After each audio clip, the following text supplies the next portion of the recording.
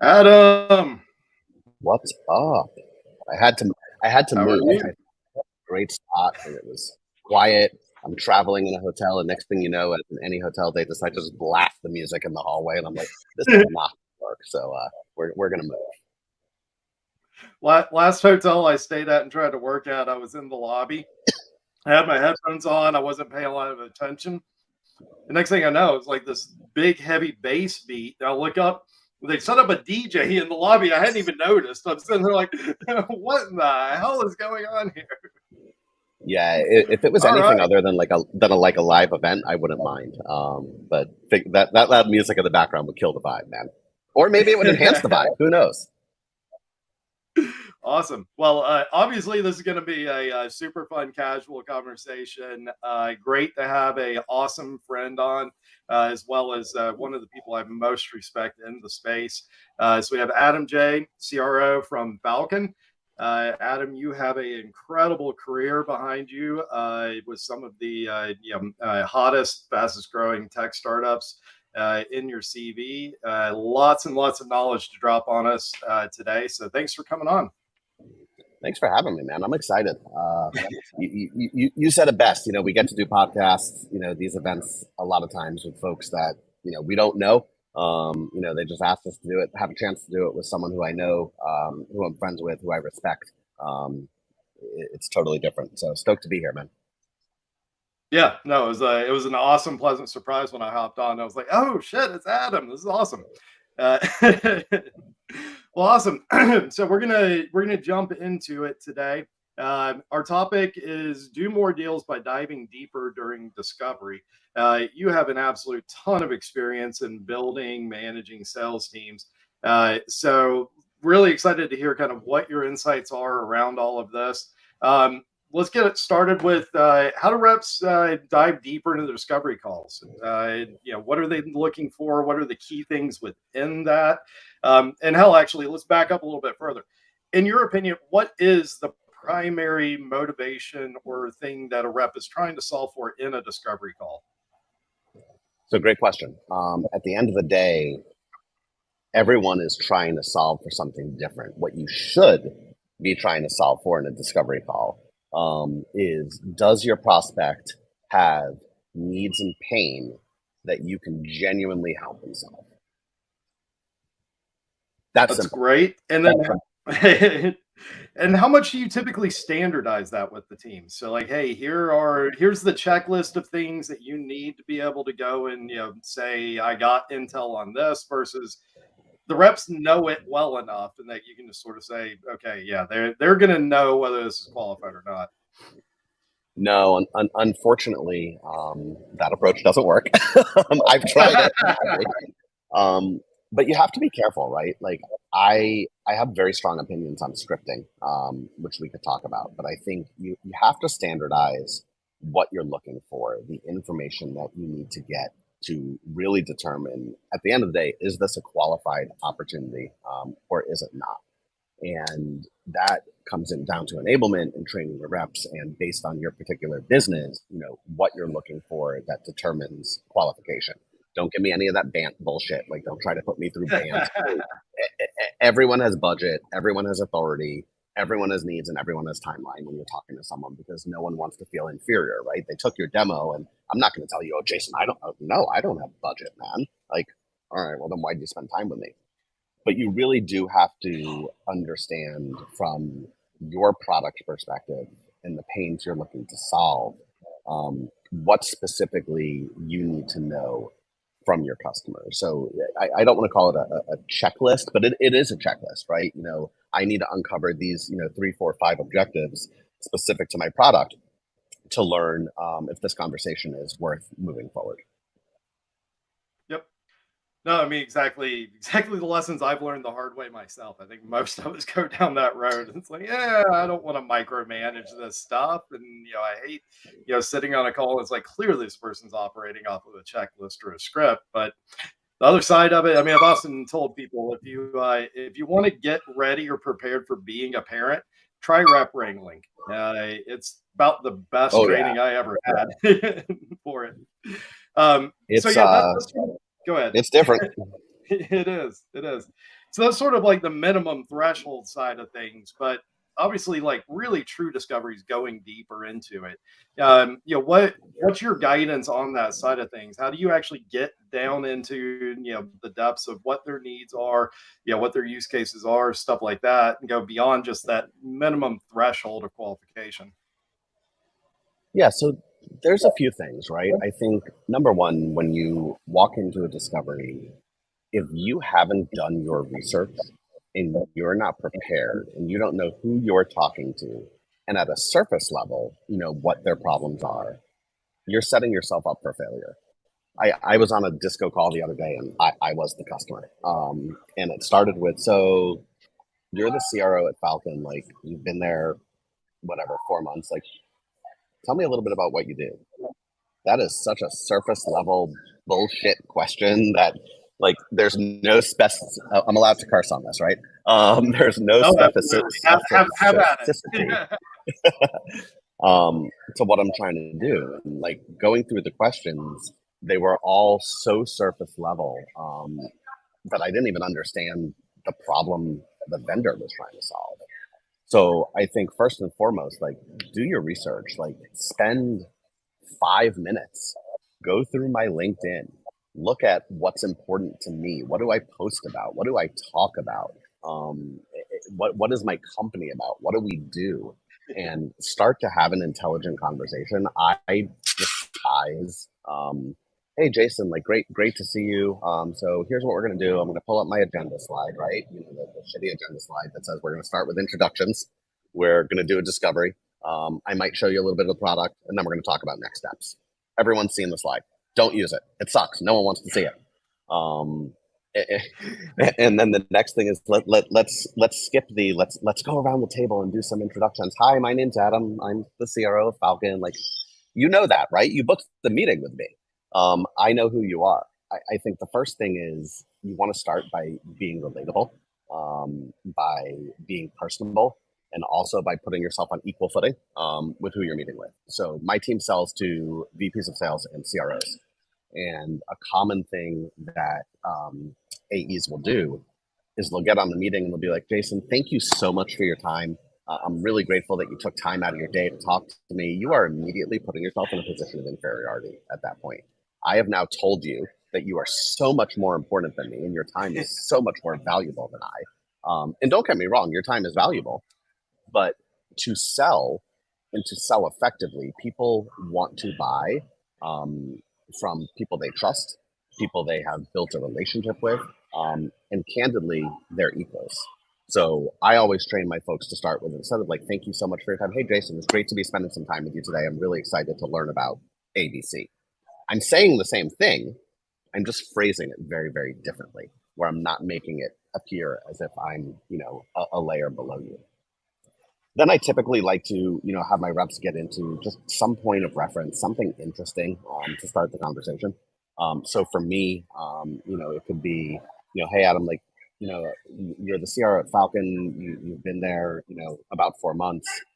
What made you decide to get back into sales tech after, taking a little foray and going out into, the SMB world?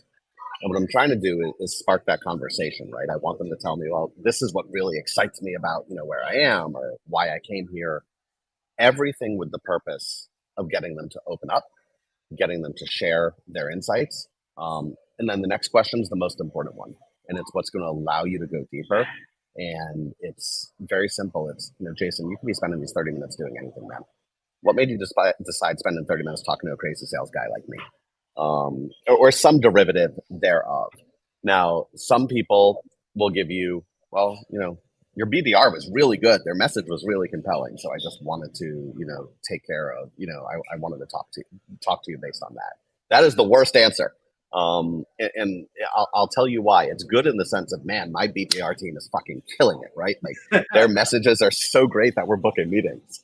However, we're not putting enough insight into the customer's mind as to what the hell we do that they want to take a meeting. So once they answer that, I think the key is it's a few things. You got to go deep. You got to think of it. I wish I was in my office at home. This because you've spoken to me there, but I have "Tell Me More" behind me on a sign. Like everything that the customer says, you got to follow up to really understand the pain it's causing. And what I mean by that is, I want, I'll give you a silly example. My wife worked at a software development company, and they had a customer who wanted a purple unicorn to come across the screen when a certain action was taken within the product. True story. Um, Most people would have been like, yeah, no, we're not going to do that, right? Like, not going to happen. Tell me more. Why is that important to you? Oh, well, purple's our brand color, and we're really trying to build our brand awareness.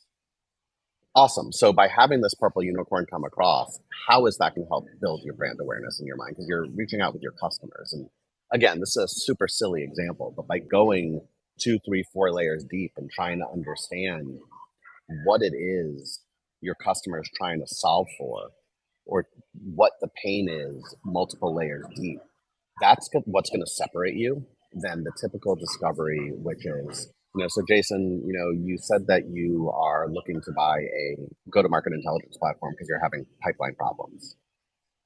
Yeah, that's right. Great. So how many reps do you have?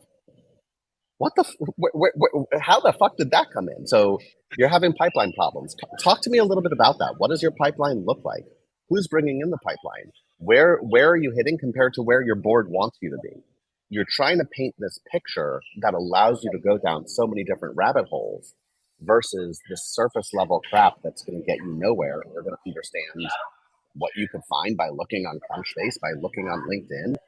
With any amount of research, I could tell you how many reps you have, what your CRM is. I could arguably tell you what your pipeline is, if I do a little bit of diligence.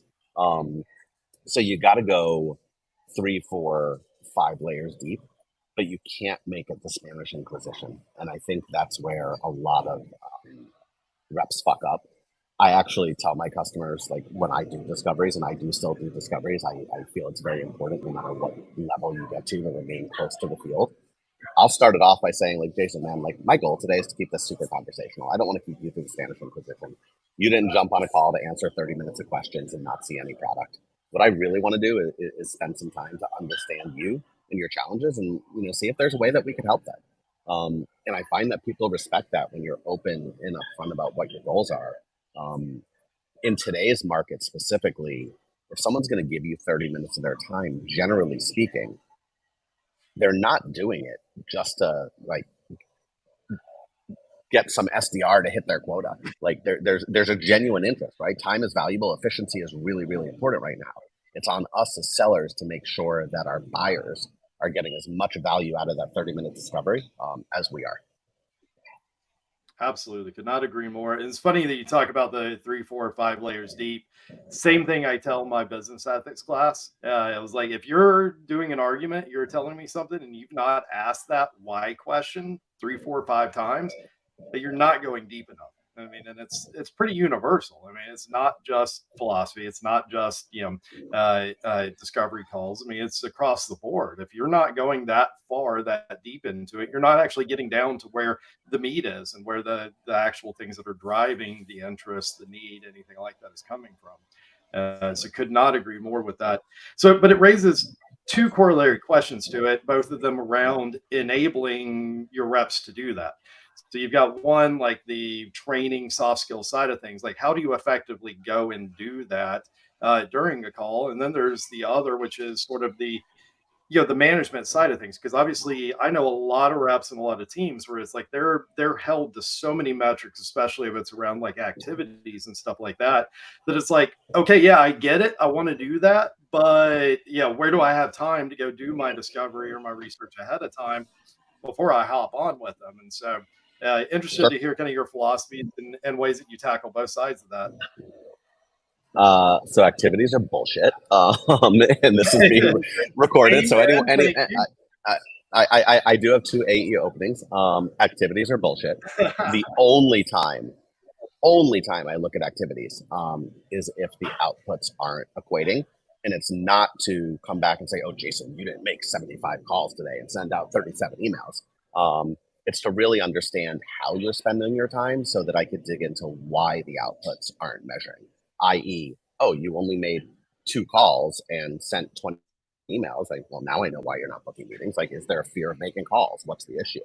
I think that when you start holding anyone, BDRs or AEs, accountable to specific activity metrics. All you're doing is dissuading them from being creative, dissuading them from focusing on what they do best, and how to drive business. I have a incredible BDR. Shout out to Tyler. When I started, he told me, I don't make cold calls. Now, we could have a whole separate conversation about whether that's acceptable or not. But he told me he doesn't make cold calls. He's not comfortable with it. My initial gut was, listen, at the end of the day, I want to get you comfortable doing cold calls, right? Because we know that meetings convert based off calls. The phone is not dead. That said, if you can book 15 meetings without making cold calls, I don't give a shit. Go do whatever you got to do, my friend. But I think, Yeah, when you're talking about like, I was gonna say go that's ahead. the only other time There's a slight delay here. Sorry. I was just No, saying the all only good. other time I care about metrics is if they're killing it, and I'm like, how in the hell are you doing that? Like, let's go reverse engineer and figure out if we can replicate that.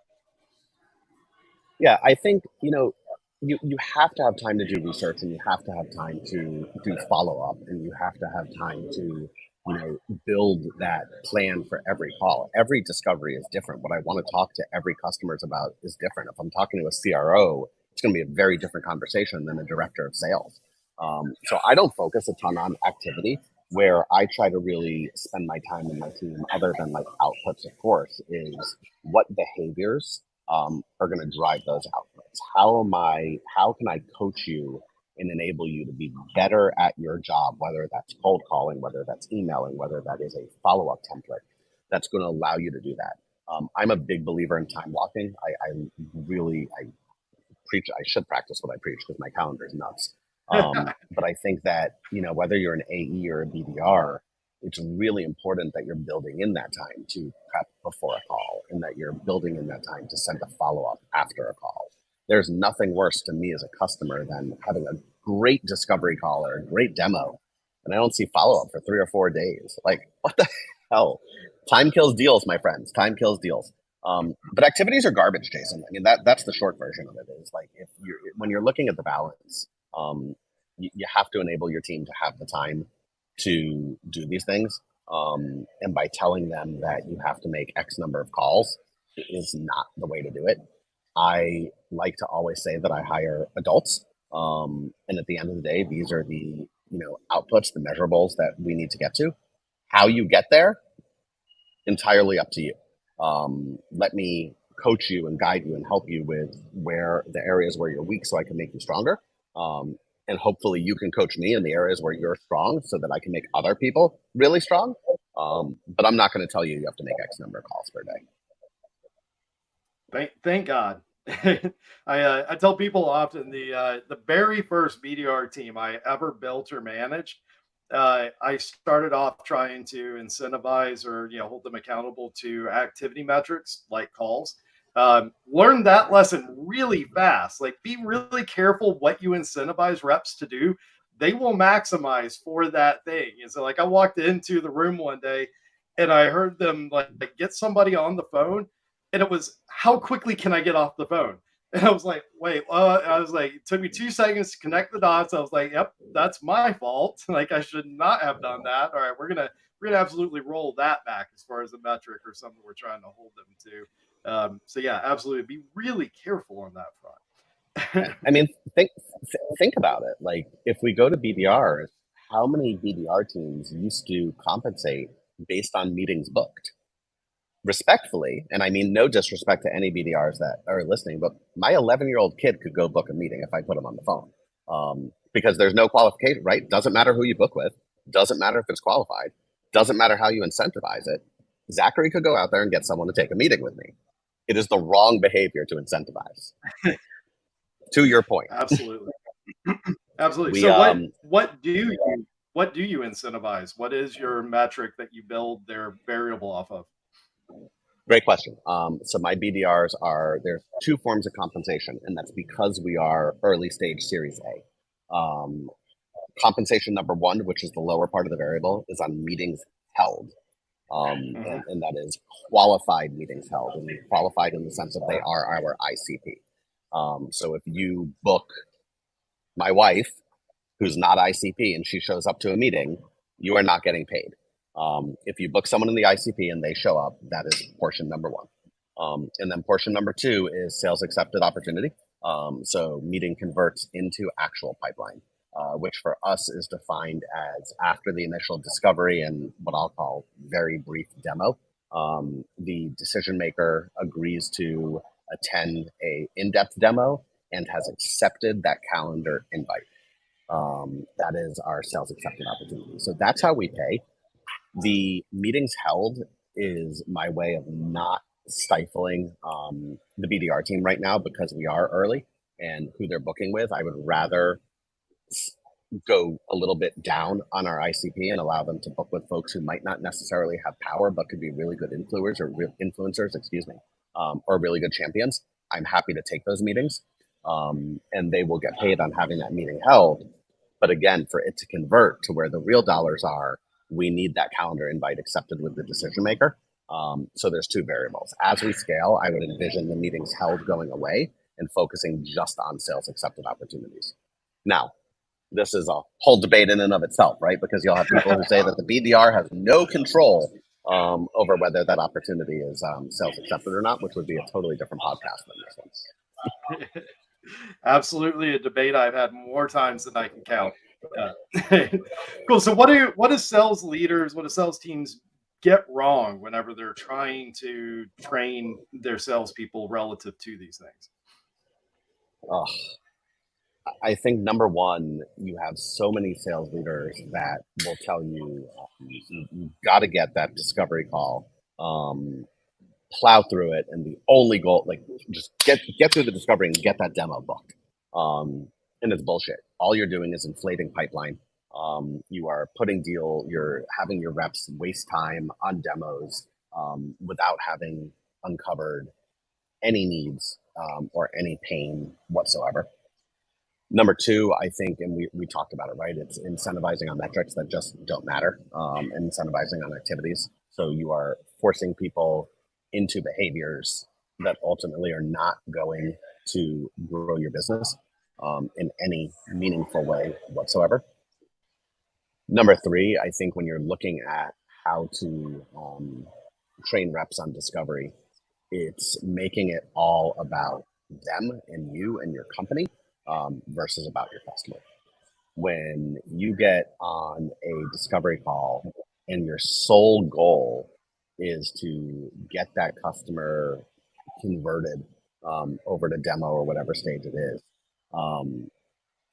you're not making it about your customer, man. And it's going to come back and it's going to bite you. It's going to bite that rep.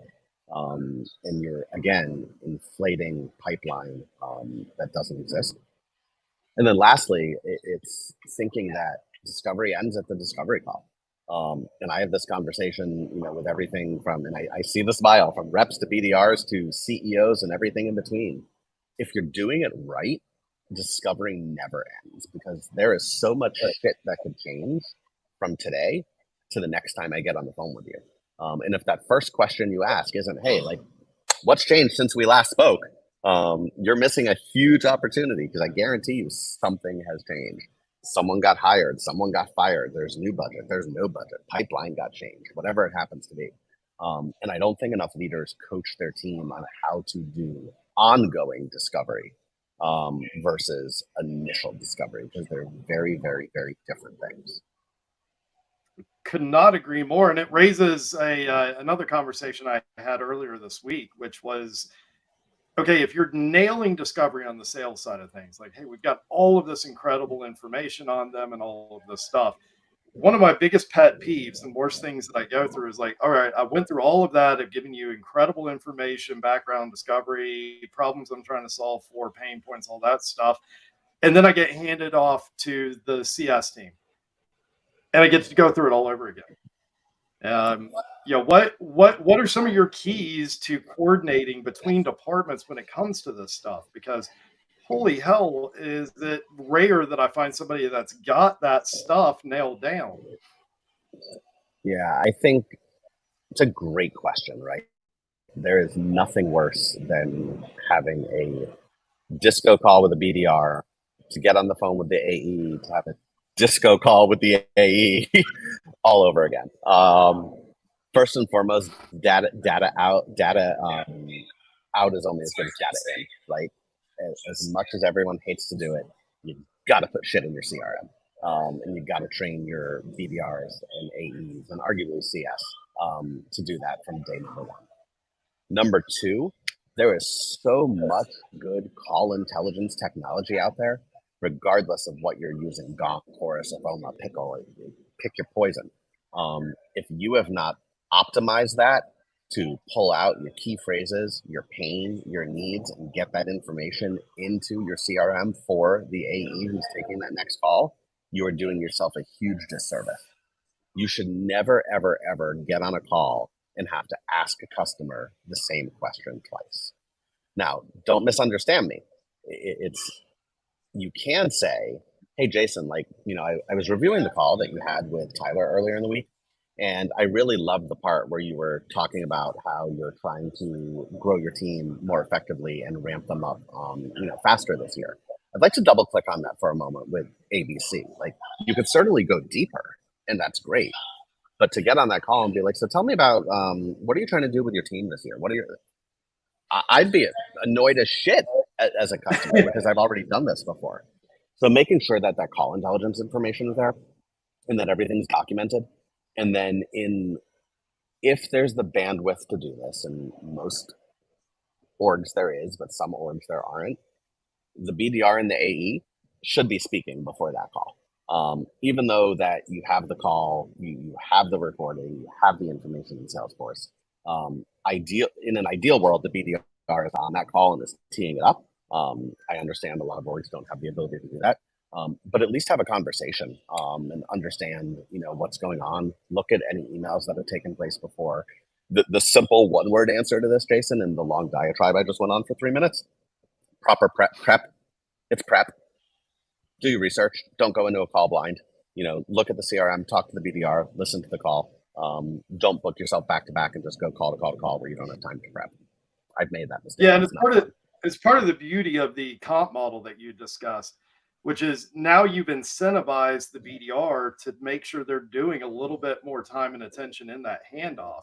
And especially if you can demonstrate to them, like, hey, the people that do this, like, their meeting acceptance rate, their meetings that turn into qualified ops go way up. And then if you can give them some sort of a standardized template for how they pass that off to the AE, like, all right, now you've demonstrated to them this is money in your pocket, and we've made this as easy as possible as far as a format and what you should be putting into that to do that and do that effectively. And that's it's one of those fringe benefits of that compensation model that you described that I discovered over the years. It's like, all right, now this is when you've done it right. Like, compensation is aligning and motivating people properly to be able to do these sort of more advanced motions relative to it.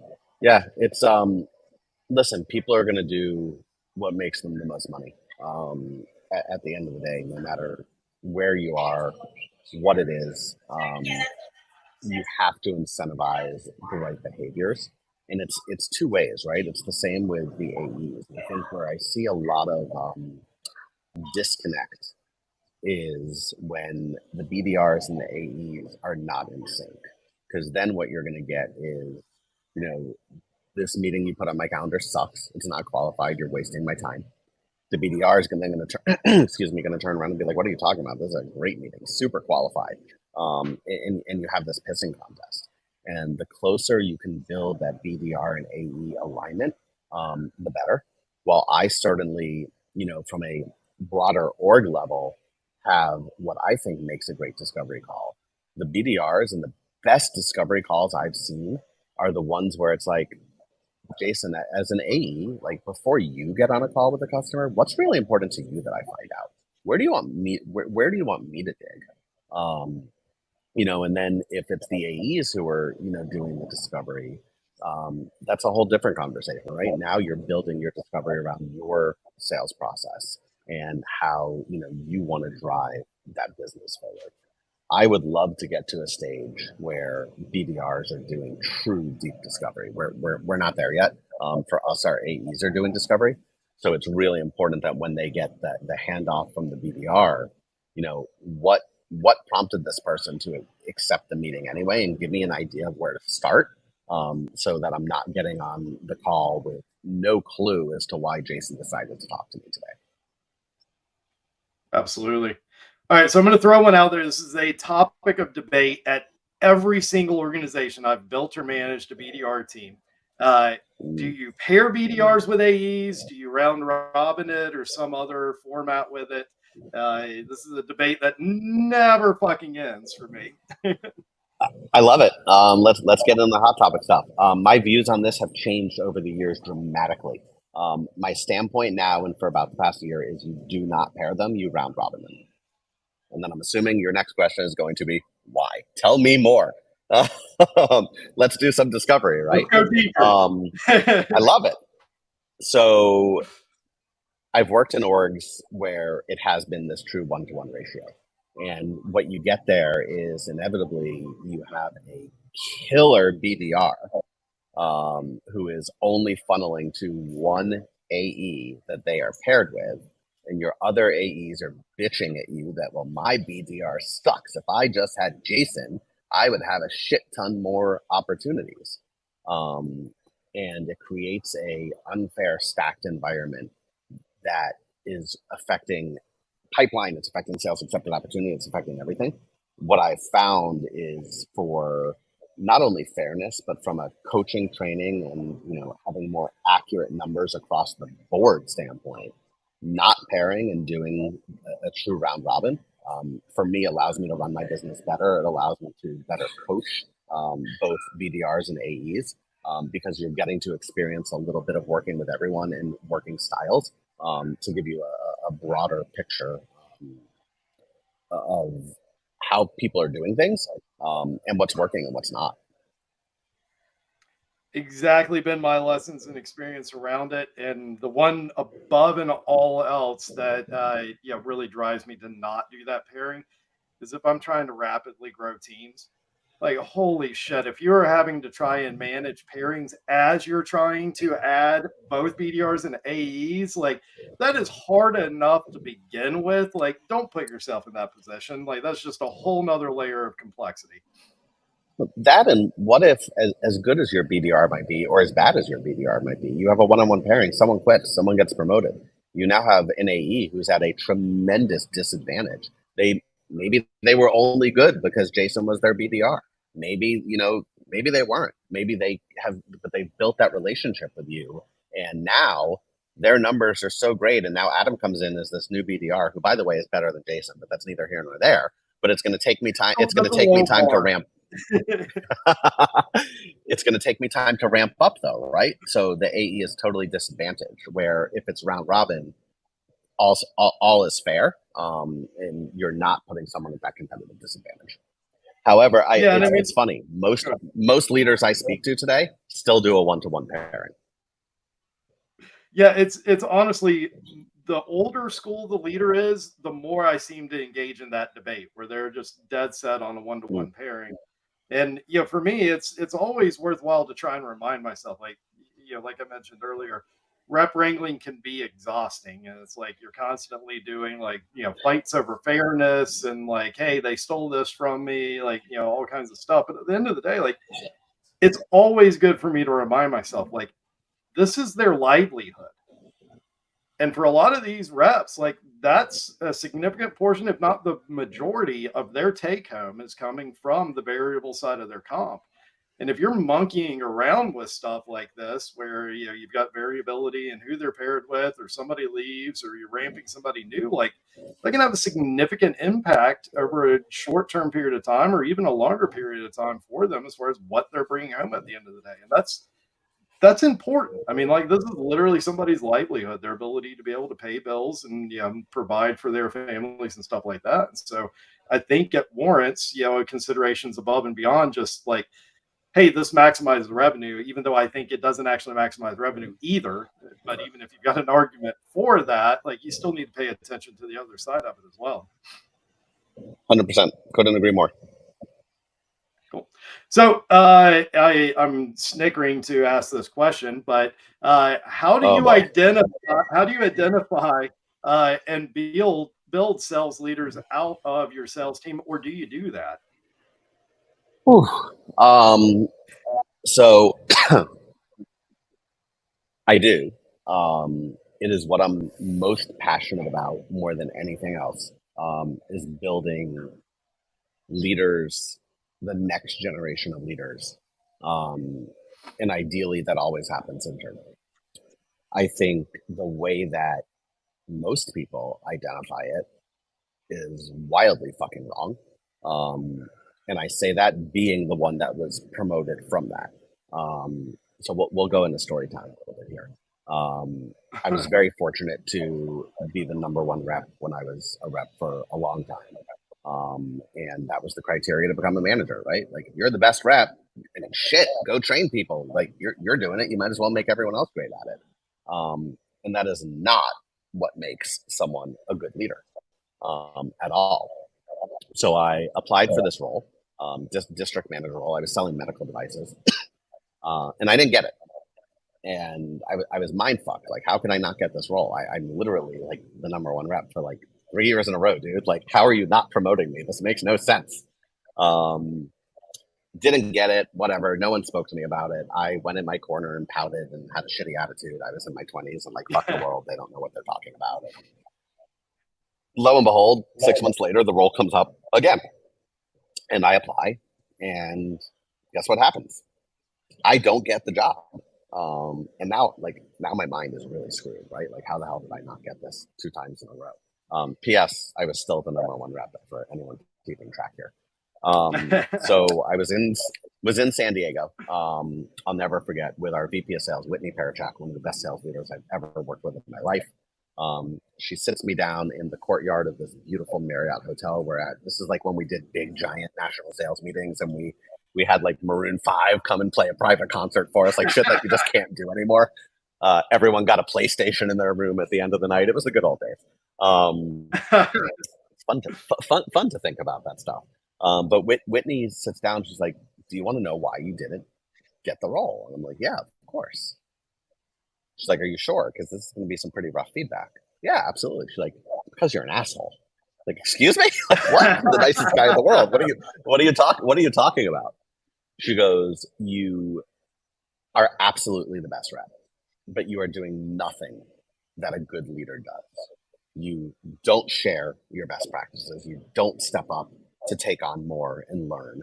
You don't work cross collaboratively. You don't lift other people up. It's always about how good you are, what you're doing, and how you're doing it. And that is the exact opposite of what makes a good leader." And I'm going back well over a decade. I'm not going to age myself here. But I remember this like it was yesterday. It's guided how I look for leaders now, which is, number one, maybe you're the top performing rep. Maybe you're not. You certainly can't be the lowest performing rep and get promoted. Um, but are you doing the things that demonstrate good leadership quality? Are you, working to lift others up? Are you leading without the title, so to speak? Are you sharing what's working and what's not with others? Do you reach across the aisle and work cross collaboratively and help people think differently? Do you have a winner's mindset from a culture standpoint? And are you, working to overcome the obstacles that we all deal with every day? I think when you look at that and you look at the people who have these natural leadership tendencies, shit, I could teach you how to sell, but I can't teach you how to lead. And at the end of the day, your job as a leader, it's another Whitneyism, if you will, is one thing, and it's to get your team to run through a brick wall for you. At the end of the day, it's, this is the objective we need to hit. And all that anyone says on that team is, "Jason, let's go, man. Let's figure out how we're going to do it." Because they believe in you so much, because you believe in them so much. It's a circle. That failure is not an option. And that takes a special kind of person. Way too many orgs, even orgs I've been in a part of, have had the mentality of, you know, the next leader is going to be the best rep. And the best rep's going to go into that spot. You're going to lose all their pipeline, all their deals. And they are going to, and I certainly suffered from this in my first leadership role. They're going to have the expectation that everyone's going to be them. There's a reason you're the number one rep, my friend. And it's because you do things differently, not because everyone does things the way you do. And you have to change that mindset that you're coaching people to be the best version of them that they possibly can. I'm not coaching to make 27 mini atoms, because that's not going to be successful. Nor does anyone want that, to be perfectly clear. I was going to say that's terrifying. Listen, I hear you. It's almost as terrifying as like 27 mini Jasons. But now imagine putting all of those people together. Fuck, that would be a sales team, man. It'd be something. I'm not sure what it would be, but it would certainly be something. Awesome. So, I mean, one of my favorite things, one of the first things I got to know about you, is certainly something that we try and follow and apply here at Rev Genius, is your give more than what you get philosophy. Fuck yeah, Take dude. us through that, the implications around it. Want to hear you go through that one with us. It's funny. Have you noticed the like distinct change in my tone and personality when we went to Discovery to start talking about leadership and shit like that? Like it's all important, but you could see where my passions truly lie. Man, it's so important to, I mean, high level, yes, give more than you get, but we live in this fucked up world where it's like take, and everyone wants to just take what they can, and it's all about them and how much money could I make, and it doesn't matter who I have to step on to get it, and it's brutal. And at the end of the day, if you take a step back and you put others first and you give, and we'll talk about what give means in a minute, but then you give, you are going to get so much more in return in a multitude of ways. Number one, let's talk about respect, right? When you look at wanting people to want to work with you, they have to respect you. And no one respects people who are only out for themselves all the time. Again, I'm the asshole, right? I was that guy where it's like, I did this. I closed this deal. I brought this business in. I, took the CEO to dinner. No one wants to work with that person. No one wants to run through a brick wall for that person, for sure. When you start giving back to others, to community, and start giving your time, it's going to pay itself tenfold. I think, what I realized, and I learned the hard way, and I'm going to give the proverbial shout out here to Jared, who is better at give more than you get than arguably any of us. And I'll never forget, I laughed at the first time. I don't remember if Jared messaged me directly or someone else messaged me, and it was like, he's such a homie. And I was like, who the fuck uses the word homie? I now use it, PS. But Jared really taught me give more than you get, and it's at a deeper level. And it's something I try to do every day, giving my time back for coaching. So I do paid coaching on the side. I also block out hours every week for those who can't afford paid coaching, but who need coaching. And it's not that I'm hoping it gets me more paid business. It's not anything to do with that. It's someone took a chance on me once and said, "Oh, you'd be a good VP of sales." I wasn't remotely ready, and they shouldn't have taken that chance, but they did. And I want to give people that same opportunity who would otherwise not have it because they don't have an extra $1,000 a month. They don't have, they don't know how to do PowerPoint, so they need someone to help them, for an hour. And it's kind of my way of giving back and staying in touch with kind of that ground level and what's going on. And when you do that, you'll be rewarded in so many ways. The most important of which is like how you feel as a human being and in your heart.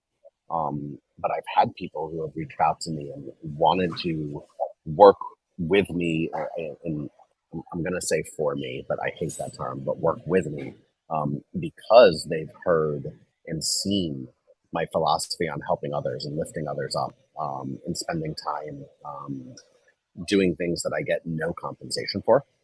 I think that charity is something that should be mandated, in the sense of go, my kid every Christmas goes and serves soup to the homeless people.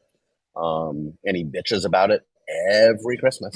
Um, he does, but at the end of the day, and I'll say this here, and I'll say this to him: we are very blessed to live a privileged life as upper middle class white men who don't have to deal with the struggles that most people have to deal with. And I want him to realize that your friends don't get to go out to eat once a week. Your friends don't get to go to Europe for a winter vacation. Like, that doesn't happen.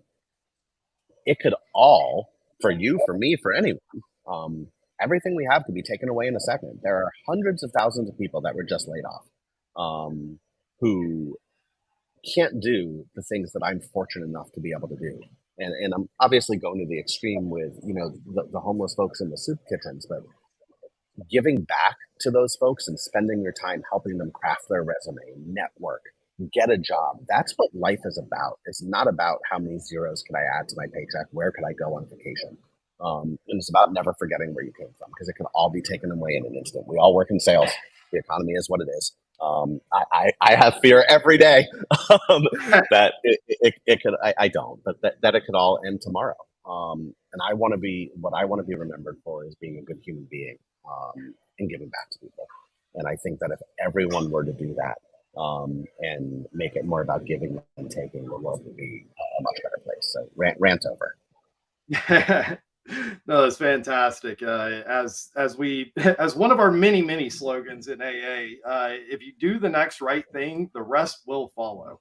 And since I've tried to start following that, it's really kind of funny. It really does work out more often than not.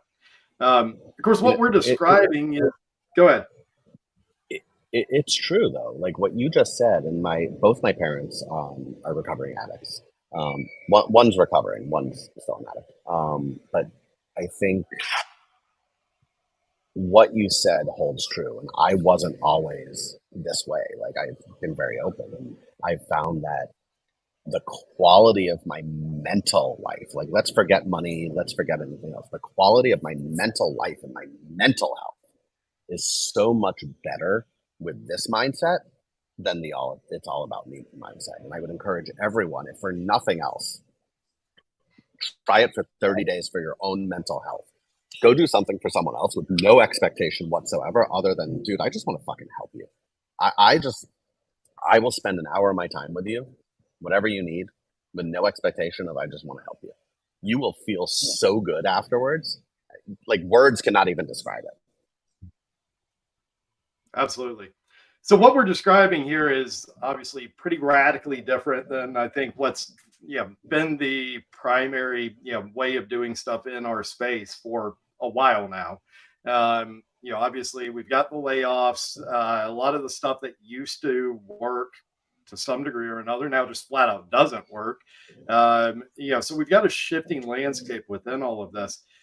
How much hope do you have that this is a wake up call and that people are going to key into we got to do this differently and better, or are we going to keep searching for that next easy button and wind up kind of back here all over again?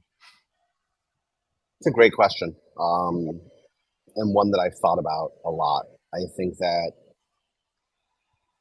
we're in a tough place, right? We're in a scary place. Again, there's hundreds of thousands of people who don't have a job right now, who are looking for a job.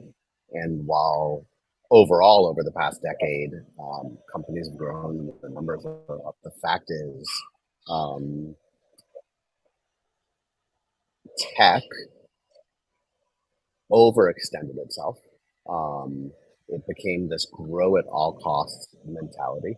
Um, I've been through it. You've been through it. Doesn't matter. Just go hire more people. Go hire more people. That's going to fix it. Hiring more people isn't going to fix it. And I think what we're seeing isn't the great layoff. Back then, before this, wasn't the great resignation. I think what we're seeing is a right sizing. of where business should be. I think what we're seeing is proper expectations, hopefully starting to be set for VCs and PE firms. And my sincere hope is that we don't go back to where we were, that we use this as a lesson that this isn't just Silicon Valley dollars. And I was in Silicon Valley on Monday. It's funny, I was having the same conversation with my Uber driver, oddly enough. This isn't just Silicon Valley dollars that we're playing with. This isn't just returns on, money. These are people's lives that we're fucking with. These are people's livelihoods, and I take every time I hire someone, and certainly every time I have to let someone go very seriously because it is. If I am hiring you, I am now responsible, arguably, for putting food on your table or making sure that you are set up successfully to put food on your table. Um, my sincere hope is that we don't go back to what we had and that we learn from this and we look at growing sustainably. We look at hiring sustainably.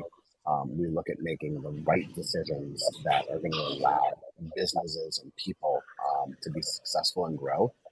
Otherwise, all that's going to happen is all these layoffs, everything's going to be in vain. And, 6 months or a year from now, you're going to see these wild valuations being thrown out there again. And we're going to go back to grow at all costs.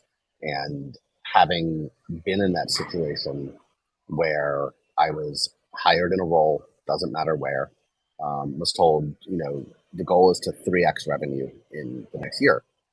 Very reasonable. I mean, not easy, but reasonable. To only find out, I think it was 18 days later, that a round had been raised. And now the goal is to 9x revenue in a year. I don't care who you are, how good you are, and how quickly you build out a team. And anyone can please DM me if I'm wrong. I don't think there is history of anyone 9xing in a year. It's unreasonable. And all I got told is, dude, go hire 60 reps in the next 2 weeks. You've got to be fucking kidding me. So I hope we never get back to it, man. I hope that we continue to do things differently. We use this as a lesson and we start doing business the right way.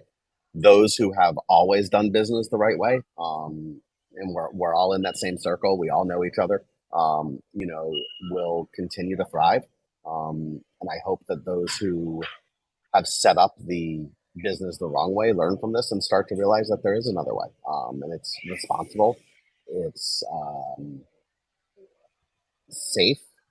And I don't mean safe in the sense of don't make aggressive bets, don't, think outside the box. It's safe in the sense of like, you're not hiring 60 people who might be out of a job if you don't hit an unrealistic number at the end of the quarter. Yep, 100%. And God knows I've been in that mix for way too long. So we're coming up close to the end. I want to ask one more question of you. As somebody that's been in, early-ish stage startups, kind of, Series A through D type territory, and Falcon's on, arguably the earlier side of that spectrum. Just point blank, what the hell's wrong with you? I ask myself that every day. You have to be. I want to be careful with my words here because that's the world we live in. You have to be a pretty ill individual to want to do what we do. This is the hardest job I've ever had, by far. I work harder than I ever had.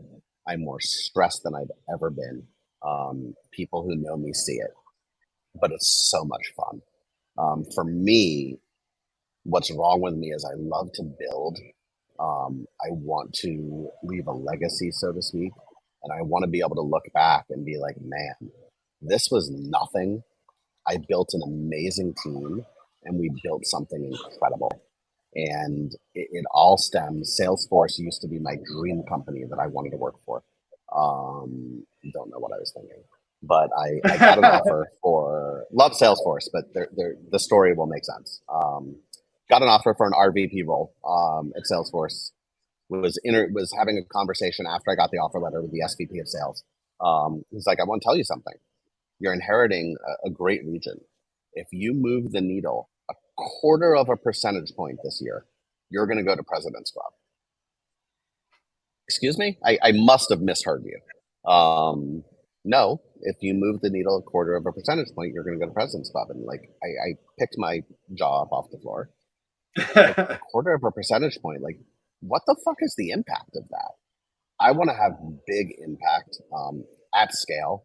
It's why I coach. It's why I work with aspiring leaders, but it's also why I play in the startup space because I think that not anyone, but it's much easier to go to an established company and tweak a little bit of this and tweak a little bit of that and be the VP of the CRO of spreadsheets and just hit refresh all day and look at what's working versus having to get your hands dirty, build, and getting to talk to some of the most fun people in the game, man. Absolutely. I at the heart of it, I think we can't help ourselves. And at the end of the day, that's sort of what's wrong with us. I mean, and people really kind of fall on one side or the other. My brother and I both grew up in a family of entrepreneurs and went opposite extremes. I've spent the time either starting my own company, very early stage startup stuff like that. My brother's done nothing but climb the corporate ladder. And like we both talk to each other, and it's like, no way in hell could I do that. Sure. And this is all the reason why anytime they ask me to come in and do a talk with prospective entrepreneurs or people that are interested in trying to get into the space, I spend the bulk of the time telling them this is the dumbest thing that you could ever think of doing, which is probably why they don't invite me that much anymore. But it's like, okay, after all of this, if you're still interested, I haven't talked you out of it, then let's talk. But I'm going to stand up here and tell you all of the reasons why, like all of the fluff and bullshit that people tell you, like being an entrepreneur, working for yourself, it's the greatest thing ever. It's like, absolutely not. Like you do it because you can't help it. Not because it's like, 100%. hey, this is going to be some amazing thing I'm going to go off and do. But Couldn't all agree right, more, well, man. we're at the top of the hour. Before we wrap up, let everybody know where they can find you. Currently in California. No. Best place to get me is on LinkedIn. Blah blah blah. www/ Adam B as in boy JAY. Awesome. Well, Adam, thank you so much for being on here. This has been a blast. Arguably, we went quite a ways away from the qualification topic at the start, but I think that's the hallmark of a good